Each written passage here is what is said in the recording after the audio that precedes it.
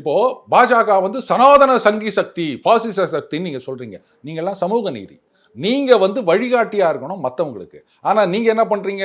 உங்களோட கூட்டணியில் இருக்கிற கம்யூனிஸ்ட் இந்தந்த மாவட்டங்கள்ல தீண்டாமை கொடுமை அதிகமாக இருக்கின்றது அப்படின்னு லிஸ்ட் கொடுக்குறாங்க. இதுக்கு என்ன பண்ண போறீங்க நீங்க? 100 வருடமா சமூக நீதியை நிலைநாட்டிய மண் இது. நீதி கட்சி காலத்திலிருந்தே நம்ம சமூக நீதியை நிலைநாட்டிட்டோம் அப்படின்னு நம்ம சொல்லி நிற்கிறோம். பஞ்சமி நிலத்தை அரசாங்கம் மீட்காவிட்டால் நாங்கள் மீட்போம்னு கம்யூனிஸ்ட் சொல்றாங்க. சார் விழுப்புரத்தில் கூட அந்த மக்கள் வந்து இப்போ சாமி கும்பிட போறாங்க சார். சமீபத்தில் ஜூஸ் வச்சு இப்போ நான் அந்த பேச்சை நீங்க டக்குன்னு டைவர்ட் பண்ணிட்டீங்க. இப்போ நான் வரேன். நாங்க சாமி கும்பிடும் போது அவங்க வரக்கூடாது அப்படின்னு சொன்னா இதுதானே தீண்டாமை.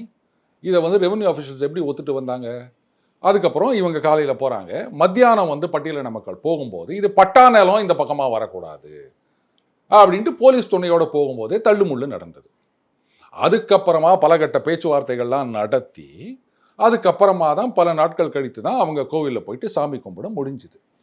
நாம் இதை பற்றி பல தடவை பேசியிருந்தோம். அப்போ கேட்டோம், என்னங்க இது ஒரு தீண்டாமை, அப்போது அந்த மாதிரி சொன்னவங்க மேலே என்ன நடவடிக்கை எடுத்தாங்கோ அப்படின்னு ஒரு கேள்வி எழுந்தது. அதுக்கப்புறம் எஃப்ஐஆர் போட்டாங்கன்னு வந்தது.